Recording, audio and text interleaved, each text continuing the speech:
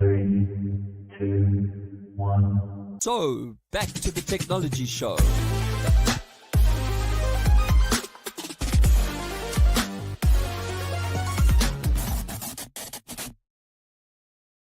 It is the technology show where we translate geek into regular speak. I'm Brett Levy. I'm your host this week.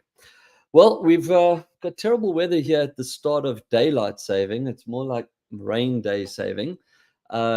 And that's also why I'm running a little bit late. I just realized that my show is now an hour earlier on my time zone. Weird. For those of you that are in Australia, you'll know that in Queensland, we don't do daylight saving, which is a pain in the butt. Anyway, on to the show. So let's bring up the presentation. Let's get going with this. I've got some fun stuff to talk about today. Where are we? Right. So things with a Z. This is the air card from Rolling Square. If you're watching the show, I've got it there. There it is, just to give you some scale. It is a credit card size. So CES Innovation Award winner 2023, Red Dot Award winner. Pretty cool technology straight away that we've got. The fact that it's been acknowledged by those two industries. So in a nutshell, it's the world's first credit card sized tracker that is linked to the Apple Find My network. Wow, breathe. But there's more. Of course there is, otherwise it wouldn't be on the technology show. Now, it would be great that if it was just a tracker and that's what it did. Credit card size, fits in your wallet. So if you lose your wallet or someone helped you lose your wallet, you can go into the Find My network, push the button that you've lost the device. I'm just going to pause there for a second. Not everyone might know what the Find My network is. If you're not an Apple user, it has now come to Android as well. But basically, on Apple, we've had Find My for ages, where you can link all your Apple devices, and that's where the Apple AirTag comes into it as well. Log into the app. When you can't find something, push a button, it makes a sound. My son actually does that all the time because my wife's phone is always on silent. So he just logs in to Find Mine, pushes find device, her phone starts pinging, and she realizes it's him trying to get hold of her. Not a bad little hack there for those of you that are listening. Anyway, so the Find My network lets you find lost things. That's how the whole AirTag system works. Now, I mentioned the AirTag because the ringing sound on the air card is actually 20% louder than the AirTag. A lot of people have actually said, when I've spoken about AirTags in the past, or even people that have used them, that the ping is not that loud. So, the people over at Rolling Square took that into consideration. And if you're watching, you can see there's like a little speaker system over there. I think I'm pointing.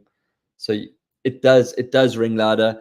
I haven't done a side-by-side comparison between the AirTag and the Air Card, but even if it was the same, it makes a sound, right? So it is 20% louder than the AirTag as claimed. So you should be able to find it pretty easily when your wallet has fallen down the back of the couch or one of those things. And in fact, when you think about a wallet and car keys and phones, those are like the three things that people grab. And maybe you don't grab your wallet as much as you used to in this day and age, but those are generally the three things that you have to grab. And whenever you're running late, it's one of those three things that will be missing. So if it's your wallet and you have an air card inside it, you could jump onto Find My and push the button and find it.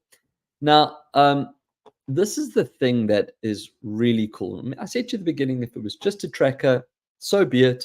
I know people have got AirTag wallets, but you still have to have an AirTag and you still have to have a special wallet that carries it. Or if you try and put it in the money section, it's like a big, thick coin. This actually goes into one of the credit card slots. So that's already a great design and a great innovation, but it does more than just sit in your wallet.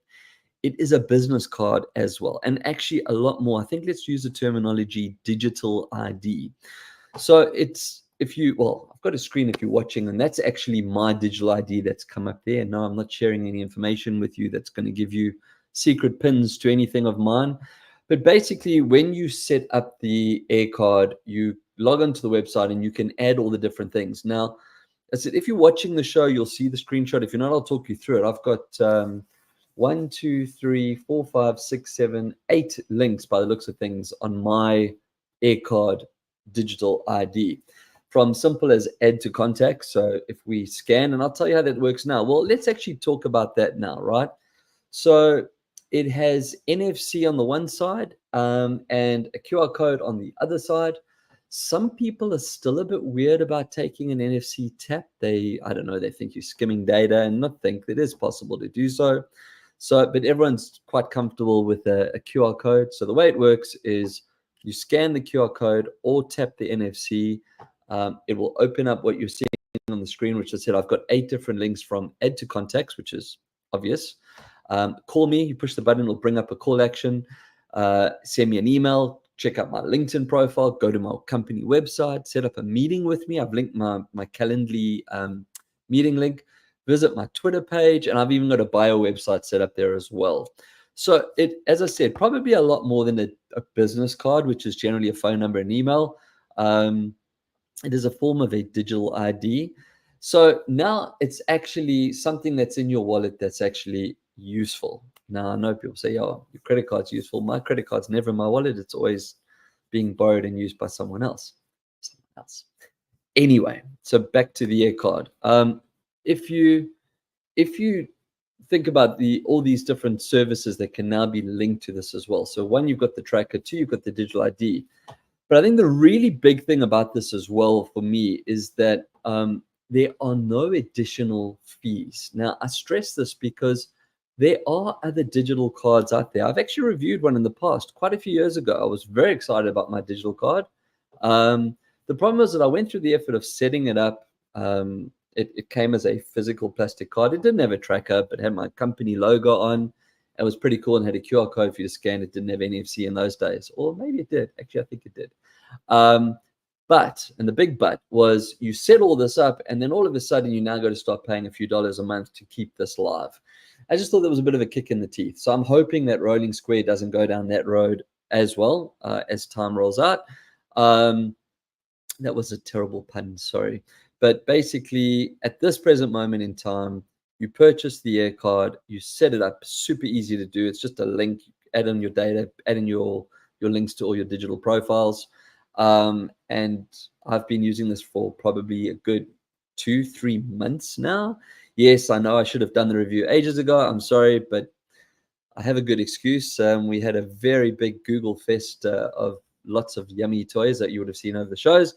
So unfortunately, I had to push this out a little bit, but it's never too late. So no monthly costs. I haven't actually gone back into the app to try and update my information. I can't see that being a problem because that was one of the things that one of the other card providers did. You had all your information. You didn't pay per month, but if you wanted to update the information, then you had to sign up for like a subscription service or something. So it was a little bit of a hook. But for now, no additional payments. It works like a charm. It is such a great conversation starter. You know, when you're at a gathering and someone says, do you have a business card? And you go, yeah, here we go. And they, oh, that's pretty cool. And you go, yeah, just scan or tap, whichever you want. So yeah, it becomes conversation. And of course, being a techie, having a techie business card just makes sense, right? So that is the Air card from Rolling Square. I think I have their website here. I'll put the banners up. It should be coming along there, but it's rollingsquare.com if you're listening to the show. Otherwise, you'll see it running along the scanner, the ticker tape on the show as well. Now, that's not all. I got another cool accessory, and well, there's the picture of it, and there it is holding in my hand. This is called the InCharge XL Pocket 6-in-1 keyring cable. How was that for a mouthful? The InCharge XL Pocket 6-in-1 keyring cable.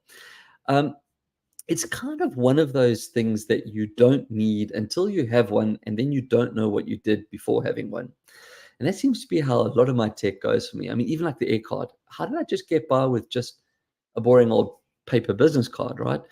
So what is it? Well, it's a 6-in-1 connector with 2 inputs and 3 outputs, and it allows you a total of 6 different connection types. Now, if you're looking at the screen, you'll see it, and I've got it here and I'm holding it, and you literally open the lid. It's got a little bit of magnet, and it opens up, and things move out and bend, and it's all pretty cool. But in a nutshell, right, just to describe it for the people listening, it's a little adapter with multiple heads on it. They include a USB-C to USB-C, a USB-C to Lightning port, a USB-C to micro USB, a USB-A to USB-C, a USB-A to Lightning, and a USB-A to micro. Now, I hadn't seen the micro port. And if you look at the pictures and you see, well, you can see the A, you can see the two USB-Cs, you can see the Lightning. I kind of thought I'd been taken until I looked really closely. Inside the top of the Lightning port, so the Lightning port, for those of you that don't know the terminology, it's the Apple charger. That's its official name. Inside the top of the Lightning port, there's a small little slit. Now, if you look at the one that came with your iPhone, there is no slit. That is the micro USB. It's awesome. It's built straight into the Lightning port. It didn't take up any other room.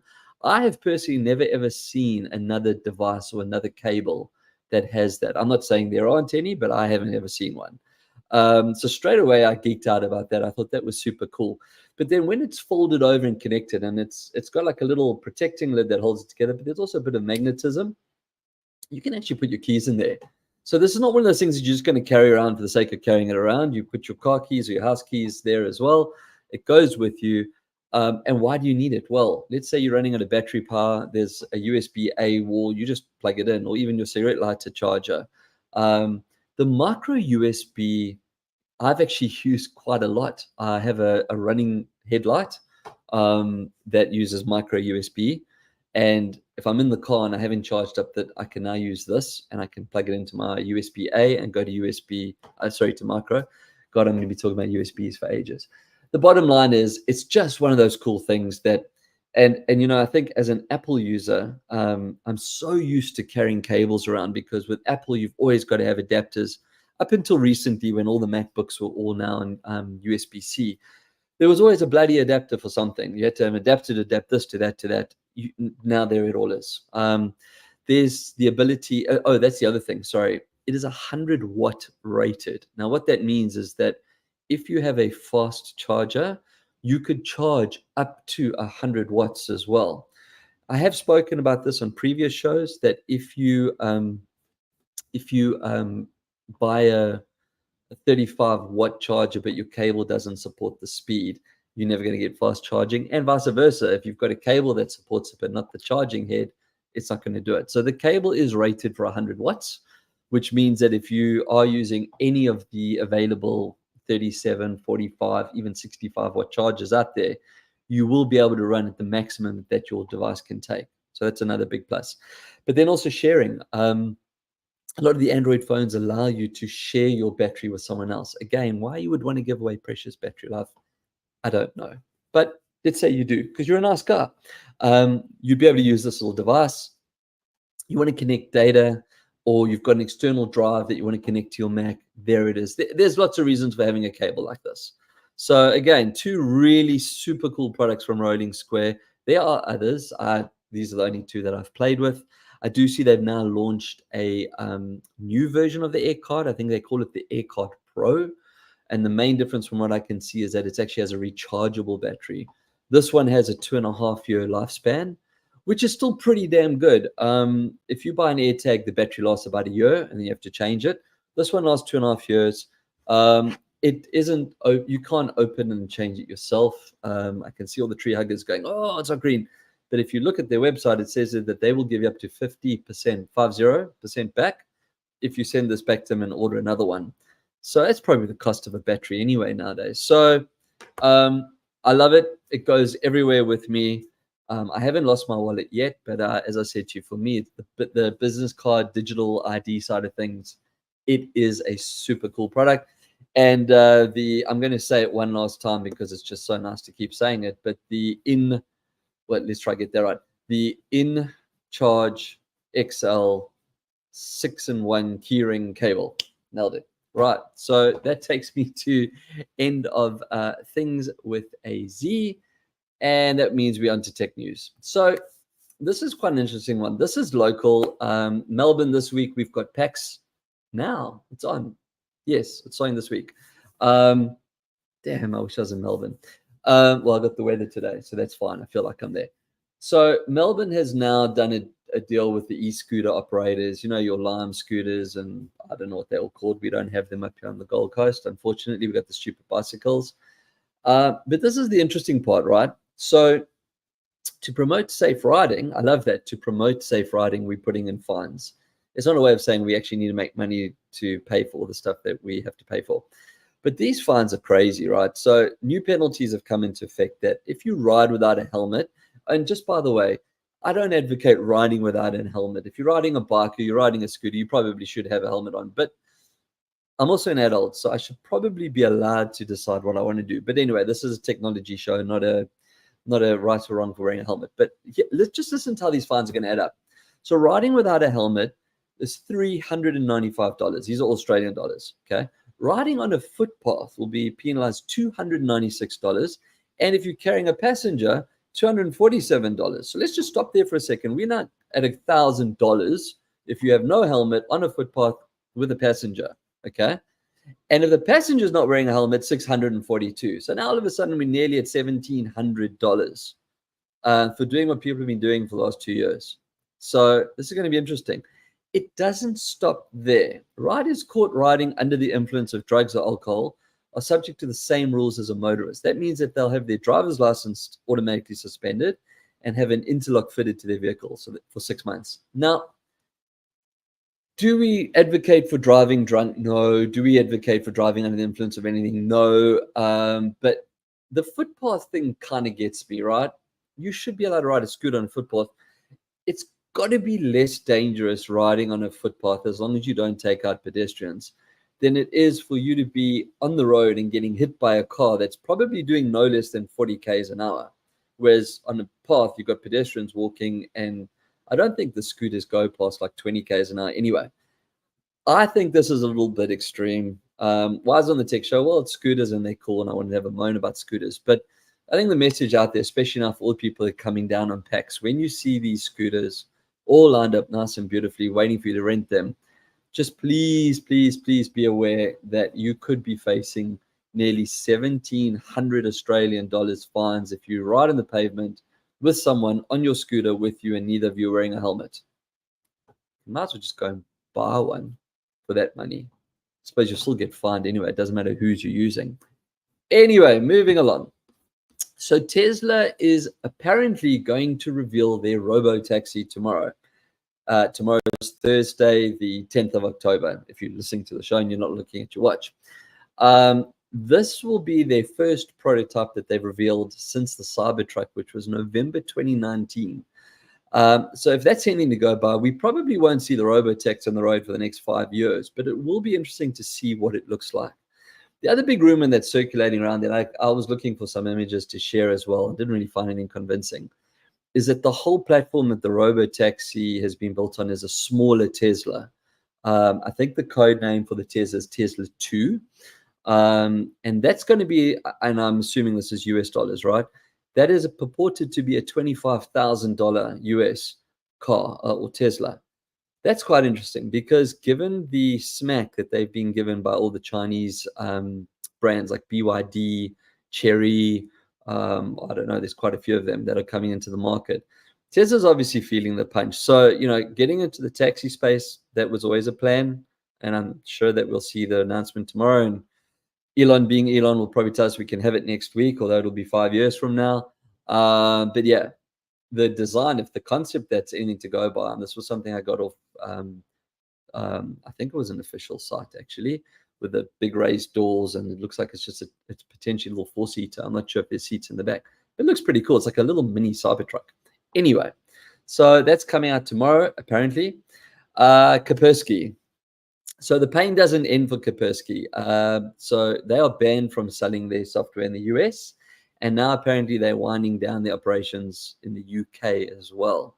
And this is all in the space of a few months. So anyone that uses antivirus, yes, I'm talking to you PC users, if you're still using Kaspersky, you probably want to consider changing to one of the other brands out there. As I said, I'm on a Mac. I don't have an antivirus software. And even if I did, or even if I wasn't on a Mac, just don't download dodge stuff, right? Just behave yourself and go to sites that you're supposed to go to. Anyway, sorry, Kaspersky. Yeah, it's been real. Waze, this is very cool. So Waze, now I must say that I'm starting to see a lot of what Waze does appearing in Google Maps. And if you didn't know that Google bought Waze many years ago, well, they bought Waze many years ago. But we are starting to see it now. We're starting to see that like the cool tech about, hidden cameras coming up, and you can log hazards in the road, like all the things that Waze does, you can now kind of do in Google Maps as well. I'm always wondering like why they still keep Waze. This is probably the reason. So Waze has now brought the World of Warcraft to your drive. You can now be Thrall. So, well, not be Thrall, but you can have Thrall's voice guiding you, and you can turn your icon into a red drake as well. So if you don't know or play the game, Thrall's is like really big green troll looking dude. You've probably seen him if you've gone to any game shop or anywhere. I mean, he's like the face of World of Warcraft. He's like this big green troll dude with these big like boar teeth coming out and long hair, and it's just cool. And a drake is a dragon.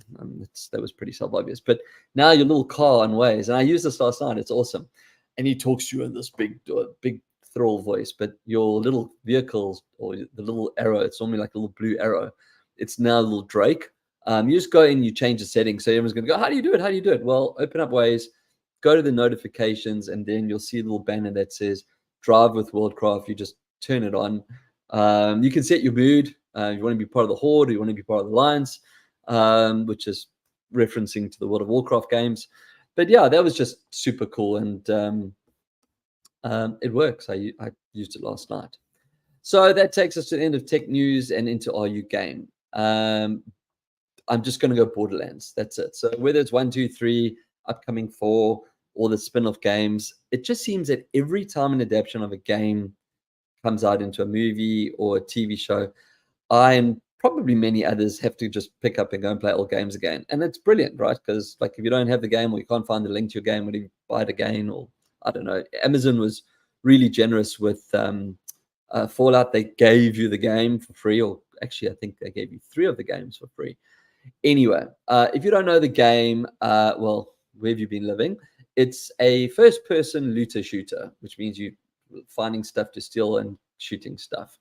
But essentially, you're a vault hunter. So there's this big vault on Pandora, and you're looking for this alien treasure and killing everything that gets in your way. And it's a co-op shooter as well. So you're talking to other characters in the game. You've got Claptrap, this like little wheel dude, one single unicycle, looks like Wally, but on one wheel. And look, the thing about Borderlands is the animation. It's like basically being in a comic. You're playing a comic game. If you are watching the show, you can see some of the graphics. It's not played in like realistic animation. It's drawn. It's a beautiful game. It really is. Borderlands 4 is about to launch. I think you can wishlist it on Steam at the moment. Comes out in 2025. I didn't see a starting date. Trailer looks very cool. I mean, it's just a lot more of the same, but obviously newer. Maybe some new challenges. I don't know. So it kind of made sense that the movie came out. On the note of the movie, it's getting a lot of hate, and I have to say, I didn't think it was that bad. Maybe it's because Kevin Hart is in it, and Kevin Hart's cheesy, but he's always cheesy. Like every movie that he's in, he's cheesy. I found it like Tank Girl-esque, probably giving away my age when I talk about Tank Girl. If you are watching the show, you see I'll put a little screen of there of Cade and me a few years ago. I think there was actually Borderlands 3, the launch. They gave us all these cool masks down at the Melbourne Esports Open. So yeah, well, when 4 comes out, I'll be playing it. At the moment, as I said, I've just jumped back into 2, and it's that kind of game you can just pick up and play. You're shooting stuff, right? You're just shooting and stealing loot and talking, and it's just really an entertaining game. Again, the movie I thought personally was really cool. Yeah, it is taking a lot of flack out there. And there are some shows out there that I agree when they've turned it from game to movie. Movie's got a great cast, even with Kevin. I found it very entertaining. I found the movie was made well. It had all the elements of the game in it as well. So up to you if you want to watch it, don't watch it. But at the end of the day, I didn't have a problem with it. And that will then take us to Q&A. I did see one here that I queued up earlier. Oh, there it is. Right. So now that it's the Amazon Prime Day is approaching, it's Amazon Prime Day is approaching. If you are a Prime subscriber, you get early access to Amazon Primes, and this is not paid for by Amazon. I'm just telling you this. Like everyone's like, oh, you often talk about things as if you make your money from them. Just want to put that out there. I don't get paid. You don't see affiliate links on any of my posts that I do. Everything I do on my show, I do myself. If I'm getting paid or my show is sponsored, you will clearly see it. And I will say to you, from my sponsor, X. There are no sponsors at the moment. Hey, does anyone want to sponsor my show? Please. Anyway, so back to it. So Amazon Prime Day, you do get some really good deals. It's always like just before Black Friday and Cyber Monday. But the question that came out is, which is the best of the Amazon Echo devices? Now, just to prove to you I'm not being sponsored is, I'm always going to say this to you: buy something if you need it, not because it seems to be a good deal, right? So if this was a paid ad, then I wouldn't be saying stuff like that. But it's true. Buy what you need. So, which is the best of the Amazon Echo devices? Great question. I have no idea. Okay, I really don't. So what and where are you going to use it for? I think let's start with that. You get really basic speakers like the Dot and the Pop, and then it goes up to units that have screens. A few months ago, I did a review on the Echo Show 5, which is their little 5-inch Echo unit. They all Echo Auto, Echo Dot, Echo this. Except for the TV. I think that's just Fire TV. Anyway, but as with all tech, right? Buy the tech you need for the job that you want to get done, not because it's just a shiny and flashy toy. See, I'm saying it again. Also, I'm actually going to put this in because I am going to be reviewing this soon. But that's not an answer to this question because I can't time travel and I can't tell you how it works. But Amazon has now launched, I think it's on their new Echoes, the ability to use them as Wi-Fi extenders as well. So that's part of their Eero ecosystem. So the Eero routers and specific Echo units will not only will the Echo unit be the speaker, but it will actually add like mesh. It will act as a Wi-Fi extender as well. That's pretty cool. So they're not just speakers; they're functional. But back to the question, right? The point is that do you need a screen? If you're doing it in the kitchen, you might want to consider a screen because then it's not just a smart device or smart speaker. But if you were cooking, you could bring up a recipe and see the recipe, right? If it's just in the bedroom, do you want a screen? Maybe you want just music. If it's in the lounge room, maybe you want two of the biggest speakers and you can connect them on stereo, get maybe a bit more full sound. So it's quite a hard question to answer. However, I was looking at the Amazon pre-sales because there are other deals besides just their products. And I do have to say, like early on, I was like, don't buy stuff unless you need it. However, some of the Amazon devices are up to 50% off. So if you were looking for a smart speaker, this would be the time to buy it, to the person asking the question. But you might actually want to consider buying the Echo Pop, which I think is the entry level, right? At the moment on the Prime deals in Australia, so probably even cheaper in America, it's $32 for a Pop. I think these things are like $50 or $60 normally. I don't know. But if it's $60, that's nearly 50% off. And the reason I'm saying you might want to consider buying it, maybe you need an extra speaker running around. There you go, saying don't buy stuff you don't need. But think about Christmas. We've got 77 days to go until Christmas. An Echo Pop will make an awesome little stocking stuffer. $32 is not a lot of money. It's a great device. There's all kinds of functionality you can get off it. So yeah, that might be something you want to consider. Hopefully I kind of answered the question, but I think in summary, you always buy tech for what you need. Try to think about what your future needs would be. So again, there might be a small difference between the price of the speaker and one with a screen. Are you going to be putting it in somewhere in your house or office where a screen will add a lot more value? I'm looking this way. I've got a screen. I'm actually looking at the Echo 5 as we speak. It's there. And I can see my calendar. I can ask it. A delivery came this morning. The little yellow bar appears to tell me that the delivery's been done. So there's a lot of reasons why the screen has a bit of function as well, as opposed to just the speaker. Anyway, that's where we are there. So I suppose that takes us to the end of the screen. There we go. The end of the show. So until next time, keep your screens clean and your knobs shiny.